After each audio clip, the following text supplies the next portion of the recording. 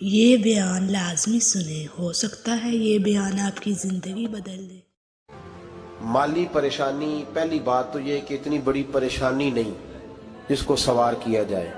آیت پڑھوں گا قرآن پاک کی، اور میرا خیال ہے کہ بہت ساری پریشانیاں تو قرآن مجید کے لفظوں سے دور ہو جائیں گی۔ سورہ ہود ہے، اس کی آیت نمبر 6 ہے، 12ویں سپارے کی پہلی آیت ہے۔ کیا انداز ہے، اور میرے رب کا کتنا من موہ لینے والا اور دل کو چھو لینے والا انداز ہے۔ رب کریم نے فرمایا وما من دابۃ فی الارض، فرمایا نہیں زمین پر کوئی بھی ایسا چلنے والا، زمین پر کوئی ایسا نہیں جو چلتا ہو، الا علی اللہ رزقھا، جس کا رزق اللہ نے اپنے ذمے نہ لیا ہو۔ زمین پہ کوئی چلنے والا ایسا نہیں جس کے رزق کی ذمہ داری رب کریم کی نہ ہو۔ یہ ذمہ داری رزق کس کی ہے؟ بول کے بتائیں، بول کے کس کی ذمہ داری ہے جی؟ اللہ۔ دیکھیں غور فرمائیں، یہاں مفسرین نے ایک بات لکھی ہے اس آیت کے تحت کہ فرمایا جو زمین پہ چلنے والا ہے اس کا رزق اللہ کے ذمے ہے۔ فرماتے ہیں کہ یہ اللہ نے ہماری عقل کے مطابق ہم سے بات کی ہے، ورنہ آسمانوں میں جتنی مخلوق ہے رزق اس کا بھی اللہ کے ذمے ہی ہے۔ یہاں جو فی الارض کے لفظ ہے زمین پہ، وہ ہمیں سمجھانے کے لیے کہ تم نے تو صرف یہ دنیا دیکھی ہے نا، تو جس کو تم نے دیکھا ہے وہ سب کھاتے اللہ کا دیا ہوا ہی ہے۔ تو جو ہم نے دیکھا تھا رب کریم نے اس کے مطابق ہمیں سمجھا دیا۔ فرمایا کچھ تو تم نے دیکھے ہی نہیں، چلو ان کی تم سے بات نہیں کرتے، پر جو تم نے دیکھے ہیں ان سب کا رزق کس کے ذمے ہے؟ اللہ کے۔ میرے رسول کریم سید عالم صلی اللہ تعالی علیہ وسلم قرآن مجید کی جب ترجمانی کرتے، وضاحت کرتے، تو محبوب پاک صلی اللہ علیہ وسلم بھی کوئی اشکال رہنے نہیں دیتے تھے، کوئی اشکال نہیں رہنے دیتے تھے۔ میرے محبوب کریم علیہ الصلوۃ والسلام نے فرمایا اللہ پہ بھروسہ رکھ کے سویرے نکل جانا رزق کی تلاش میں۔ کس پہ بھروسہ رکھنا ہے؟ نکلنا تمہارے ذمے ہے، یہ نہ کہنا کہ گھر بیٹھوں گا تو یہی آئے گا، نکلنا تمہاری ذمہ داری ہے، جتنی ذمہ داری ہے وہ پوری کرنا۔ اللہ پہ بھروسہ کر کے نکل جانا تمہاری ذمہ داری ہے، رب کا ذمہ ہے تمہیں رزق دینا، وہ ضرور تمہیں رزق پہنچائے گا۔ یا رسول اللہ صلی اللہ علیہ وسلم کس طرح پہنچے گا؟ تو ذرا حضور کے لفظوں کا حسن بھی دیکھیے۔ نبی پاک صلی اللہ علیہ وسلم نے فرمایا جس طرح موت تمہیں ڈھونڈ لیتی ہے نا کہ تم کہاں موجود ہو، جب وقت آتا ہے تو انسان پاکستان میں ہو تب بھی آ جاتا ہے، جدہ میں ہو تب بھی آ جاتا ہے، مکہ میں ہو یا مدینہ طیبہ میں، وقت پھر بھی آ جاتا ہے۔ فرمایا جس طرح موت تم جہاں بھی ہو تم تک پہنچ جاتی ہے نا، اس طرح تمہارا رزق بھی تم جہاں موجود ہوتے ہو اللہ وہاں پہنچا دیتا ہے، پہنچا دیتا ہے۔ تو یا رسول اللہ صلی اللہ علیہ وسلم کس انداز میں؟ تو فرمایا نکل جانا تمہاری ذمہ داری ہے۔ فرمایا سویرے پرندے بھی نکل جاتے ہیں، اور شام کو جب لوٹتے ہیں تو اللہ انہیں پیٹ بھر کے روزی عطا فرماتا ہے، حالانکہ ان کو نہیں پتا ہوتا ہمارا کارخانہ کہاں ہے، ہم نے کہاں جا کے مزدوری کرنی ہے، ان کو نہیں پتا ہوتا کہ ہمارا دفتر کہاں ہے، ہم نے کس آفس میں بیٹھنا ہے، ان کو نہیں پتا ہوتا کہ ہم نے کہاں جا کے مال خریدنا ہے اور کہاں سے ہم نے پھر اس کو دوبارہ بیچنا ہے، انہیں خبر نہیں ہوتی۔ اللہ پہ بھروسہ کر کے نکل جاتے ہیں۔ نکلنا تو تیرے ذمے ہے کہ نہیں؟ فرمایا وہ تو ڈیوٹی کر، شام کو اللہ جو رب پرندوں کو روزی دیتا ہے وہ تجھے بھی عطا فرمائے گا۔ میں کہتا ہوں سوچ کتنی کمزور ہے اس آدمی کی جو کہتا ہے کیسے ملے گا، کتنی کمزور سوچ ہے۔ جو رب بیل کو روزی دیتا ہے، بکری کو روزی دیتا ہے، اس زمین اس دھرتی پہ اگر بسنے والا اونٹ بھوکا نہیں سوتا، چلیں یہ تو پالتو جانور ہوتے ہیں، اس دھرتی پر بسنے والی اگر بلی اور کتا روٹی کھا کے سوتے ہیں تو اشرف المخلوقات ہے۔ تو نے اپنے ذہن میں کیا ٹینشن پال لیا ہے کہ نہیں آئے گا تو مر جاؤں گا، کیا بنے گا، کس طرح ہوگا، تو کیوں اتنا پریشان ہو گیا؟ بھائی مالی پریشانی سب سے زیادہ اس بندے نے اوڑھ لی ہے جس کی توکل کی بات کمزور ہو گئی ہے۔ تو سیدھی توجہ اپنے رب کریم کی جانب رکھ، سیدھی توجہ اللہ کی جانب کر۔ رب فرماتے ہیں ذمہ تیرا نہیں، ذمہ میرا ہے۔ لیکن تنخواہ ایک آتی ہے گھر میں، جب ایک بچہ ہوتا ہے تو تب بھی کام چلتا ہے، جب اللہ 2 بچے دے دے پھر بھی اس تنخواہ سے کام چلتا ہے، جب 3 ہو جائیں फिर भी चलता है, जब 4 हो जाए, नहीं आप ना भी बोले तो बात तो सही है, बहरहाल काम फिर भी चले। उसी तनख्वाह में से जब बंदा बड़े बेटे की शादी करके बहू ब्याह के ले आए तो फिर भी काम चलता है। और जब उस बेटे को अल्लाह बच्चे अता कर दे तो उसी घर में, उसी आंगन में, उसी छत के नीचे काम चलता है। तो फिर तू मान जाना कि चलाने वाला तू नहीं, चलाने वाला कोई और है। फिर तू मान जा के चलाने वाला कोई, तू तो उस वक्त जब तनख्वाह तेरी लगी थी तो तू कहता था अब्बा अभी मेरी शादी ना कर, मैं बीवी को कैसे खिलाऊंगा। तो वही शख्स है जिसकी छत के नीचे फिर 1.5 दर्जन पोते भी पल रहे हैं और गुजारा उनका भी हो रहा है। तो रिस्क का जिम्मा किसका है? अल्लाह का जिम्मा। अब हमें पता है, पहली बात तो परेशानी इसलिए उतार देनी चाहिए कि जिम्मा हमारा है ही नहीं। अब दूसरी बात ये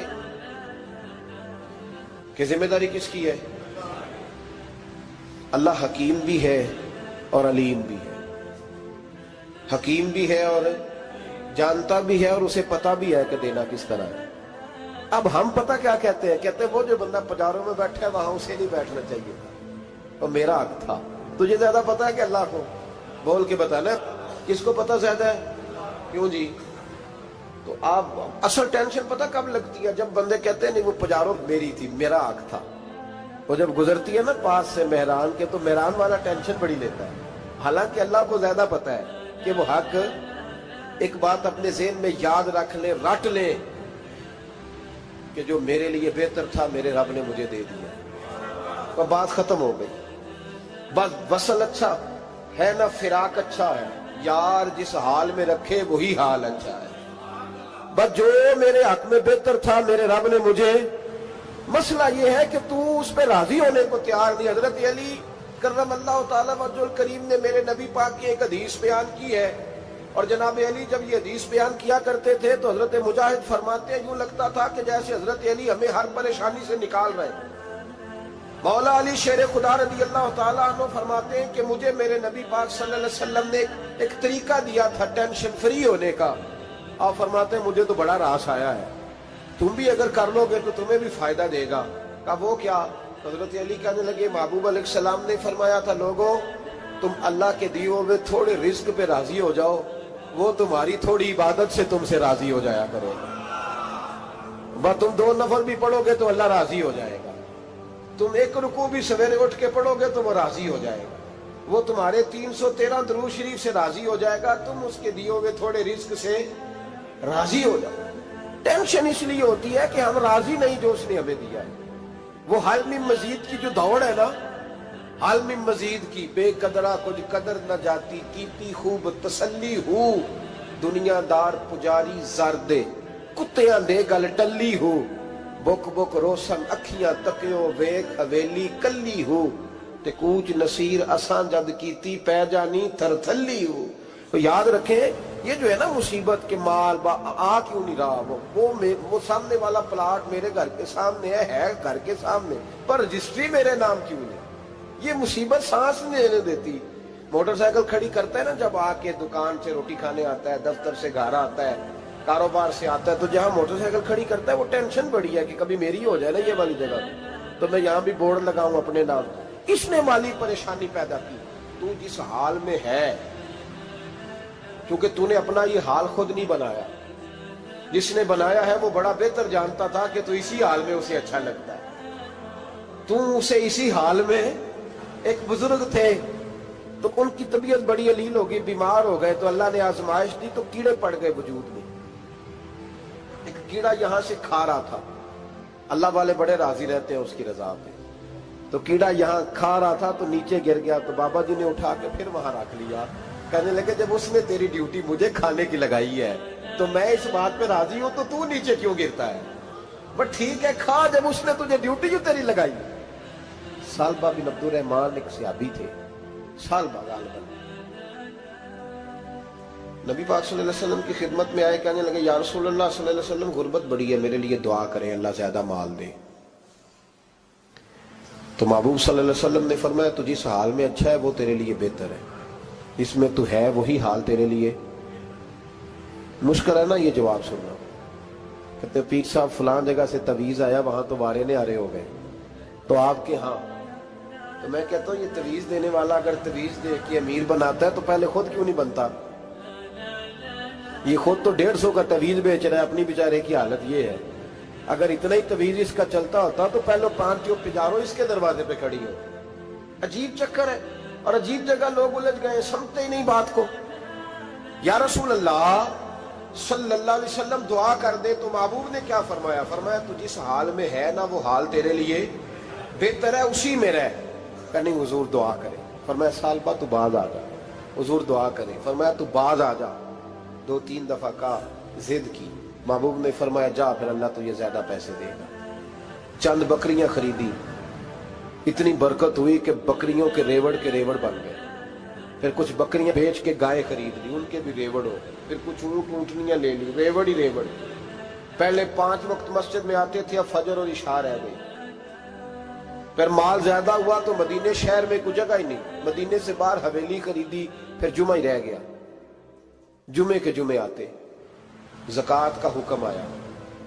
میرے نبی کریم علیہ السلام نے حضرت ابو ہریرہ کو بھیجا، فرمایا جا اسے کہہ تیری زکوٰۃ بنتی ہے 2.5%۔ 10 کروڑ روپیہ ہو تو کتنی زکوٰۃ بنتی؟ بھئی 1 کروڑ کی 2.5 لاکھ ہوئی نا، تو 10 کروڑ کی کتنی ہوئی؟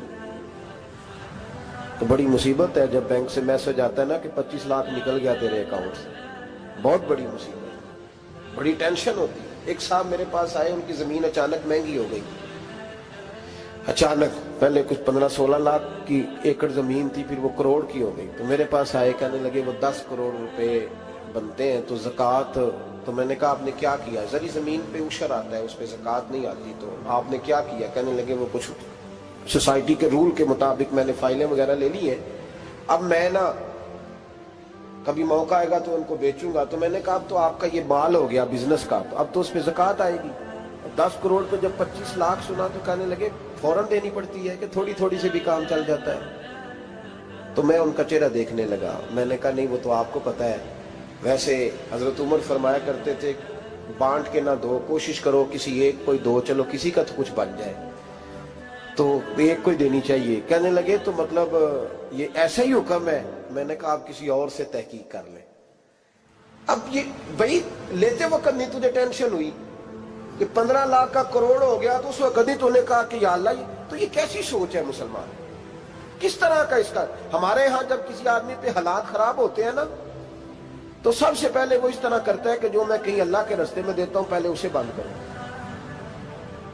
جس رستے تجھے آ رہا تھا پہلے تو نے وہ رستہ بلاک کیا۔ حضرت اسماء بنت ابی بکر صدیق کہتی ہیں میں حضور کو مسجد کے لیے، ادارے کے لیے، صحابہ صفہ کے لیے کچھ دے رہی تھی، تو میں نے گننا شروع کیا تو حضور مسکرانے لگے۔ حضور مسکراتے کیوں ہیں؟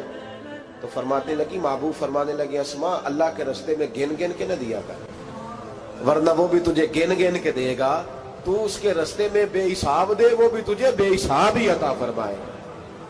لیکن پہلے یہ والا پہلے دروازہ بند کرو، یہاں سے پیسے ختم ہو رہے ہیں، تو اس طرح کرنا بھائی۔ اس دفعہ سوٹ ذرا گرمیوں والے نہ خرید، لیکن جو تو اللہ کے رستے میں دے رہا ہے اسے دیتا رہے۔ لیکن ہم اپنا نقصان کرتے ہیں، زیادتی کرتے ہیں اپنے ساتھ۔ میں نے آپ کو پہلے بھی بتایا تھا پیار کی بولی ہے، پھر بولتا ہوں۔ ایک بڑے بڑے پیار والے دوست ہیں، ایک دفعہ مجھے کہنے لگے کہ آپ کئی دفعہ اعلان کرتے ہیں تو مجھے اچھا نہیں لگتا، اور آپ ادارہ بھی بہت زیادہ بننے والا ہے، بڑی چیزیں میں دیکھتا ہوں جو ہوں تو بڑا نظام اچھا ہو جائے، آپ دعا کریں اللہ مجھے پیسے دے تو میں بڑے سارے خرچ کروں گا اس کے راستے میں۔ تو میں نے کہا یا اللہ اسے 10 کروڑ دے، یہ 9.5 کروڑ تیرے راستے میں دے دے گا۔ تو چپ کر گیا، جس طرح آپ نہیں کر گئے سارے، چپ کر گیا وہ بھی۔ اس نے کہا جی نہیں جی انشاءاللہ کریں گے۔ تو میں کیا پلیا جی دے دعا پہ ہوں دیا، ابھی تو وہ آئیں گے تو تب دیکھی جائے گی، تو تو یہیں اڑ گیا ہے۔ یعنی 9.5 کروڑ اللہ کے راستے میں خرچ کرنے کی دعا پہ بھی آمین کوئی نہیں کہتا کہ چلو آمین ہی کہہ دیں۔ تو میں کہا تینوں تے 50 لاکھ بچتا سی پیا، لیکن تو اس سودے پہ تیار ہے۔ جب یہ سوچ ہوتی ہے، یہ غلط سوچ ہے، یہ بات تو اگر تم مسکرانے والی، لیکن یہ سوچ صحیح نہیں۔ حضرت عثمان غنی رضی اللہ تعالیٰ عنہ کہتے ہیں جس وقت نبی پاک صلی اللہ علیہ وسلم نے اعلان کیا نا جنگ کے موقع پر کہ 800 سپاہیوں کا خرچہ چاہیے، کہتے ہیں میرے پاس 600 کا تھا۔ یہاں ایک روایت میں حضور نے 1000 کا اعلان کیا تو میرے پاس 800 کا تھا۔ جب 2-3 دفعہ نبی پاک نے اعلان کیا تو کہتے ہیں میں نے کھڑے ہو کے کہا یا رسول اللہ پورا 800 میری طرف سے. کہتے ہیں میں نے 200 سپاہی کا خرچہ ادھار اٹھایا لیکن پورے 2 مہینے نہیں گزرے تھے رب کریم نے مجھے کئی گنا کر کے پیسے واپس عطا فرما دیے. پر بات تو یہ ہے کہ تیری وہاں لو لگی ہو, تو تجارت کرتا ہے ان لوگوں کے ساتھ جو کیا دے سکتے. تو سالبہ کے پاس حضور نے پیغام بھیجا. پہلے تو کہا تیرے لیے بہتر نہیں مال, جب اصرار کیا تو بڑی برکت ہو گئی, بڑا آیا تو فرمایا زکوٰۃ دے, 2.5 زکوٰۃ ہے. اب جب سوچا کہ 5 اونٹوں پہ ایک بکری جائے گی اور بڑا سارا مجھے دینا پڑے گا, اب جب غور کیا تو یہ تو نہ کہا کہ میں نہیں دیتا. حضرت ابو ہریرہ سے کہنے لگے نبی کریم علیہ السلام کی خدمت میں عرض کرنا کہ میں خود آؤں گا. حضرت ابو ہریرہ نے آ کے عرض کی یا رسول اللہ صلی اللہ تعالی علیہ وسلم, حضور وہ کہتے تھے میں خود آؤں گا. تو کہتے ہیں محبوب نے ٹھنڈی سانس لی, فرمایا اسے کہا تھا کہ تیرے لیے مال بہتر نہیں, اب ہلاک ہو گیا, ہائے افسوس ہلاک ہو گیا. ان کو بھی تھوڑی دیر کے بعد احساس ہوا کہ یہ میں نے کیا کیا, نبی پاک کوئی کہہ دیا نہیں ہے, حضور کو کہہ دیا بعد میں آؤں گا. اب دوڑے آئے, عرض کی حضور میں سارا کچھ لے کے آیا ہوں, قبول کر لیں. محبوب نے فرمایا گویا بلال حبشی کی خشک کھجور بھی قبول ہے, اور صہیب رومی ایک اٹی بان کی لائے تو وہ بھی قبول ہے, اور عمار بن یاسر اور مصعب بن عمیر اگر 2 دینار دے جائیں اور کوئی پرانا جوڑا کسی سپاہی کے لیے چھوڑ جائے تو وہ بھی قبول ہے, لیکن تو اپنا لاکھوں لے کے چلا جا, تیرا کوئی نہیں قبول. معاف کر دیں. فرمایا جا معاف کیا, پر پیسے لے کے نہ آنا. اگلے سال پھر آئے, بندے ہوئے ہاتھ ہیں. محبوبہ میں دولت کا کیا کروں گا, آگ لگانی ہے, قبول کر لیں. فرمایا تو لے جا, تیرا نہیں قبول. گرا جو ان کی نگاہ سے وہ سنبھل نہیں سکتا. حضور نے وصال ظاہری کیا تو جناب صدیق اکبر کے پاس آئے, لاکھوں کا مال, ابو بکر قبول کر لو. تو جناب صدیق اکبر کہنے لگے اس کا کر لو جس کا نبی نے نہیں کیا, چل جا کوئی نہیں چاہیے. حضرت عمر کے زمانے میں قحط پڑ گیا, بارشیں نہیں ہوتی, غلہ نہیں ملتا, حالات خراب ہے, مالی طور پہ بحران آ گیا, غربتیں, مجبوریاں, تکلیفیں. آ کے روئے, عمر میرا قبول کر لو, مجھے معافی تو مل گئی تھی نا. فرمایا معافی اپنی جگہ پہ, پر جس کا مصطفیٰ نے قبول نہیں کیا. بہت سارے لوگوں کو پتہ ہی نہیں کہ ان کا قبول ہی نہیں ہوا, اور وہ الجھے ہوئے, انہیں خبر ہی نہیں کہ اصل بات کیا ہے. فرمایا جس کا مصطفیٰ کریم نے قبول نہیں کیا, اب ہیرے اور جواہرات بھی لے کے آئے تو بھوکے مریں گے, پر اس کا قبول, اس بات پہ راضی رہو. اس حال میں اللہ نے رکھا ہوا, اس حال میں راضی رہو. جو مصیبت ہے نا دیکھنی کہ وہ بھی میرے پاس, تمہیں کیا پتا, کبھی پوچھ تو صحیح اس سے وہ کس مصیبت کا شکار ہے. جو مالی طور پہ بڑا امیر ہے تو اس کی طرف دیکھ کے اپنا دل برا کرتا ہے. بس جس حال میں رب نے رکھا ہے اس حال میں رہ. حضرت عثمان غنی کے زمانے میں تو وہ وصال کر گئے, لیکن بھائی تو جس حال میں تیرا رب تجھے رکھتا ہے اس حال میں رہ, تیری مالی پریشانیاں ختم ہو جائیں. میں نے پہلے بھی شاید آپ کو ایک دفعہ کہا تھا, میں تعلیم سے فارغ ہوا تو میرے ایک استاد اور میرے کچھ دوست کہنے لگے افریقہ آ جائیں آپ, بھائی بہت بڑا ادارہ ہے, اس کو چلائیں, اس کو سنبھالیں. میری والدہ سے میں نے کہا, اس طبیعت ہوتی ہے نا انسان کی, میرا بھی دل لگ گیا. میری اماں پڑھی نہیں تھی لیکن اللہ نے دانائی بڑی عطا فرمائی تھی, حکمت بڑی تھی, سیانی بڑی تھی. تو میں نے کہا اماں جی وہ مجھے ساؤتھ افریقہ کی دعوت ہو رہی ہے تو آپ کیا کہتی ہیں. تو اٹھ کے میرے پاس آ گئی اور مجھے انہوں نے اپنے بازوؤں میں لے لیا, پھر میرا ماتھا چوما, کہنے لگی پتر میں تے وال بھی نہ پوٹ پہ دیوا کسی, ہم نے دولت کا کیا کرنا, تو اللہ کا نام لے کے کہیں بیٹھ جا, رب کریم رون کے لگا دے گا, خیر ہو جائے. تو میرے بھائی یاد رکھیں ان چیزوں سے تھوڑا سا دیکھیں نا, قناعت کریں, جو اللہ نے دیا اس پہ راضی ہو جائیں. اللہ بڑا مہربان ہے, وہ آسانیاں کر دیا کرتا ہے. تو یاد رکھیں میرے رسول کریم علیہ السلام نے ایک تو ہمیں درس یہ دیا ہے کہ تو سمجھ جا, قرآن نے ہمیں بتایا ہے کہ روزی تیری ذمہ داری نہیں, روزی کس کی ذمہ داری ہے, اللہ کی. اور دوسری بات یہ کہ جو اللہ نے تمہیں دیا ہے اس پہ تو راضی ہو جا, تیری مالی پریشانیاں ختم ہو جائیں. اور پھر حضور صلی اللہ علیہ وسلم نے فرمایا مذہبی طور پر جب دیکھو تو آگے دیکھو, اور دنیاوی طور پر جب دیکھو تو پیچھے دیکھو, پریشانی ختم ہوگی. مذہبی طور پر جب دیکھو, جو 5 نمازیں پڑھتا ہے وہ تہجد پڑھنے والے کو دیکھے, اور جو تہجد پڑھتا ہے وہ اشراق چاشت پڑھنے والے کو دیکھے. اور جو بندہ اشراق اور چاشت پڑھتا ہے پھر اس کو دیکھے جو سارا دن مصطفیٰ پہ درود پڑھتا ہے. اوپر دیکھے کہ میں نے اور نیک ہونا ہے اور نیک. اور جب مالی معاملہ ہے تو پھر نیچے دیکھ. اگر تو بیٹھا نا پجاروں پہ تو پھر ٹوڈی والے پہ نظر کر اس کا کیا حال ہے. اور اگر تو وہاں بیٹھا ہے تو دیکھ مہران والا بھی تو گاڑی چلا ہی رہا ہے نا. اور اگر تو وہاں ہے تو موٹر سائیکل والا دیکھ. اور تو وہاں ہے تو پھر سائیکل والے پہ نظر. اور اگر تو سائیکل والا ہے تو پیدل والے کو دیکھ. اگر تو کرائے کے مکان میں رہتا ہے تو پھر جھونپڑی والے کو دیکھ. اور اگر تو جھونپڑی میں رہتا ہے تو پھر بھی پریشان نہ ہونا. کچھ ایسے بھی ہیں جنہیں جھونپڑی بھی نصیب نہیں, جو سڑک پہ لیٹے ہوئے. اور اگر تو تندرست ہے نا تو کبھی جا کے اسپتال میں دیکھ حال کیا ہے, لوگ کس حال میں. تو ہم شکر نہیں ادا کرتے. اس کا نقصان کیا ہوتا ہے, نعمتیں چلی جاتی ہیں. اللہ فرماتے ہیں لئن شکرتم لازیدنکم, تو شکر ادا کر میں نعمتوں میں اضافہ کر دوں. تو بھائی مالی پریشانی کا تیسرا سبب یہ ہے کہ ہم دیکھتے ہیں مالی طور پر اوپر, تو پھر ہمیں طبیعت بگڑتی ہے. اور پھر مالی پریشانیوں کے کچھ اور اسباب بھی ہیں. امام شافعی فرماتے ہیں جن گھروں میں لوگ فجر کی نماز کے وقت سوئے ہوتے ہیں ان گھروں میں رزق نہیں آتا. آپ فرماتے ہیں فجر کا وقت اللہ کے دینے کا وقت ہے, اس وقت اللہ بانٹتا ہے.